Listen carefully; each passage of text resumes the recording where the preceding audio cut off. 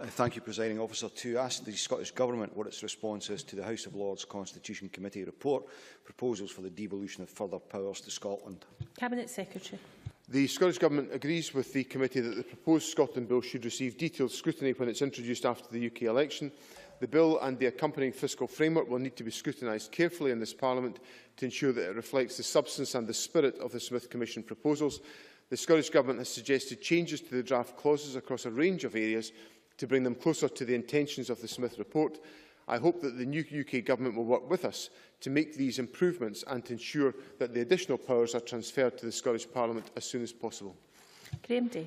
I thank the Deputy First Minister for the answer, but I wonder whether he would agree with me that it's an outrage for a group of unelected peers to respond, as they have, to the prospect of this Parliament obtaining increased powers. And does he also agree with me that it's high time the democratic anomaly that is the House of Lords was addressed by abolition? Cabinet Secretary. Well, I agree with Mr Day in relation to the abolition of the House of Lords. In relation to the report of the Select Committee which has come forward, the report expresses a number of different issues, some of which I think are worthy of being taken further forward and considered. Some of them I don't really think require much attention, but in the course of the parliamentary scrutiny, Parliament will have the opportunity to consider any relevant remarks that come from this committee and how they may have an effect on the formulation of the legislation involved. A brief supplementary from Annabel Goldie.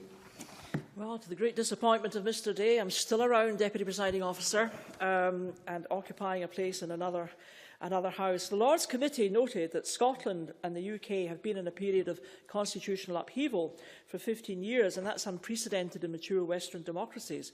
Can the Cabinet Secretary commit that once the new powers are in effect, the Scottish Government will end constitutional wrangling and give the new powers a chance to work effectively for the people of Scotland?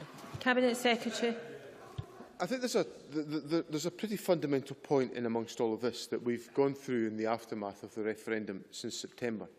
The first is that where there is a need and an obligation in terms of the political process for this government to cooperate to implement particular changes that arise, the government cooperates to the full. So, for example, in relation to the formulation of the approach on land and buildings transaction tax and on the landfill tax and on various other provisions that arose out of the Calman Commission, which, if my memory serves me right, Ms Goldie founded but didn't serve on.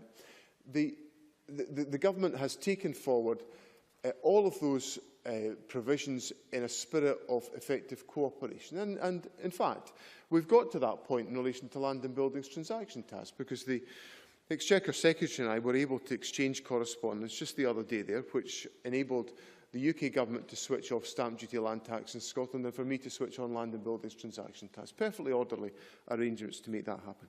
And wherever that is required, this Government will undertake that activity. However, Ms Goldie must appreciate, and I would have thought this is something that she does, that those of us on these benches have a different view of the constitutional arrangements that should be appropriate for Scotland.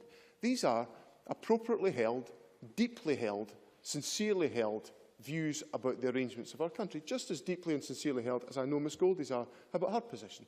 And we simply have to leave it to the people of our country to decide what should be our future, and we're happy to enable them to do exactly that. Thank you. Question number 8.